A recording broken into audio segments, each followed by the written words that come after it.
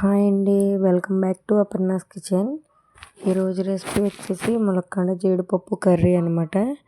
కావాల్సిన ఇంగ్రీడియంట్స్ చూసేయండి. Medium size 3 onions, ఒక 4 పచ్చిమిరపకాయలు, కొంచెం కొత్తిమీర, ఒక 2 ములక్కాడలు, కొంచెం జీడిపప్పు తీసుకొని నీళ్ళల్లో నానబెట్టి పక్కన పెట్టుకోండి. కూర ఉడికేటప్పుడు వేద్దాము. అల్లం వెల్లుల్లి పేస్ట్, గరం మసాలా, ఉప్పు, కారం, పసుపు, ఆయిల్. స్టవ్ వెలిగించుకొని మందపాటి గిన్నె అయితే పెట్టుకొని ఆయిల్ అయితే పోసుకుందాం అనమాట. ఇంకేంటంటే విశేషాలు, అంతా ఎలా ఉన్నారు, బాగున్నారా? నేనైతే చాలా బాగున్నానండి. ఆయిల్ అయితే కొంచెంసేపు కాగనిద్దాము. కాగిన తర్వాత ఉల్లిపాయ ముక్కలు, పచ్చిమిరపకాయ ముక్కలు కూడా వేసేసుకుందాము. ఉల్లిపాయలు మీడియం సైజు ఒక 3 తీసుకోండి. గ్రేవీ వద్దు, కావాలితే గ్రేవీ అవసరం లేదంటే 2 చాలండి. చూడండి, కొత్తిమీర కూడా వేసేస్తున్నారు. బాగా వేపించుకుందాం గరిటతోని. గోల్డెన్ బ్రౌన్ షేడ్కి వచ్చేదాకా వేపించుకుంటే బాగుంటుందండి. చూస్తున్నారు కదా, ఒకసారి అందంగా వేపించుకోండి.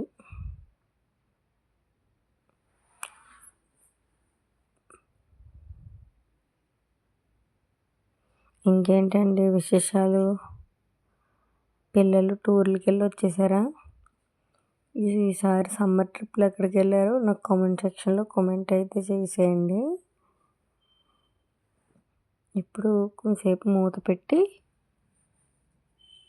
5 minutes కుక్ చేసుకొని మూత తీసుకున్న తర్వాత మళ్ళీ గరిటతో అయితే తిప్పుకుందామండి. ములక్కాడ మామిడికాయ పెట్టాను. ములక్కాడ జీడిపప్పు కర్రీ ఇది. ఇంకా ములక్కాడ పాలు వేసి చూపిస్తాను మీకు. ఇంకా ఉన్నాయి 2-3 ములక్కాడతో చేయాల్సినవి ఉన్నాయి, అది చేసి పెడతాను. చిటికెడు పసుపు అయితే వేసుకుని ఒక స్పూను అల్లం వెల్లుల్లి పేస్ట్ కూడా వేసుకున్నాను. అదిగోండి, అది స్పూను పడలేదు, అందుకు మళ్ళీ కొంచెం ఎక్స్ట్రా వేసాను అనమాట.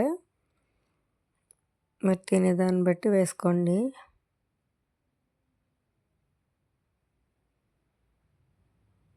సో చూస్తున్నారు కదా,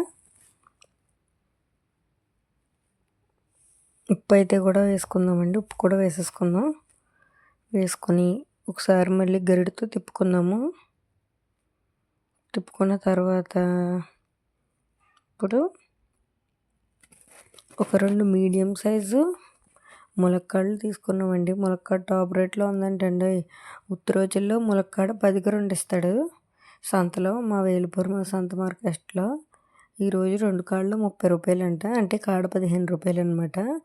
నాటు కాళ్ళు కాబట్టి అంత కాస్ట్ చెప్తున్నారనమాట. వేసుకొని అవి కూడా ఒకసారి గరిటతో తిప్పుకొని మగ్గుతుందండి. ములక్కాళ్ళకు ఉప్పు, కారం అన్నీ వెళ్తాయి.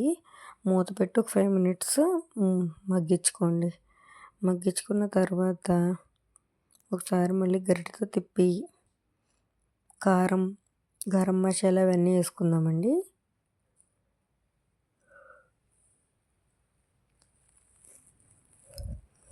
సో చూడండి, కారం అయితే వేస్తున్నాను. కారం మీ గురించి నేను చాలా తగ్గించి వేస్తున్నాను అనమాట. మీకు వీడియోలో బాగా రెడ్గా కనిపిస్తుంది, అది వీడియో ప్రాబ్లం అయి ఉంటుంది. మాకు లైవ్లో చూస్తే అసలు కారమే లేదనిపిస్తుంది అనమాట. ఇవాళ నేను ఈ కూర తిన్న తర్వాత కూడా కారం అనిపించలేదు మాకు, కొంచెం చప్పగానే ఉంది. ఎందుకంటే కారం మేము వద్దు తింటాం కాబట్టి మాకు అలా అనిపించిందో లేకపోతే ఏంటో అనేది తెలీదు. 2 స్పూన్లు వేసానండి కారం, తగ్గించేసాను, తక్కువ వేసాను అనమాట. ఎలాగో మళ్ళీ మనం గరం మసాలా వేస్తాం కాబట్టి సరిపోతుంది ఘాటు.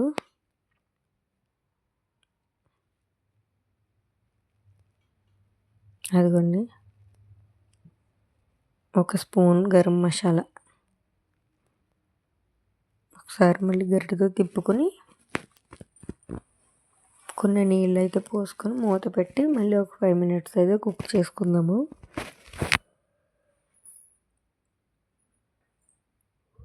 ఇంకేంటండి విషయాలు? చూస్తున్న వాళ్ళందరూ లైక్ చేయట్లేదు. లైక్ చేయండి, షేర్ చేయండి.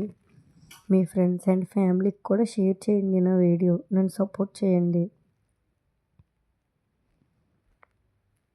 మా ఇంట్లో మేము ఇలాగే ప్రిపేర్ చేసుకుంటామండి ఏదైనా.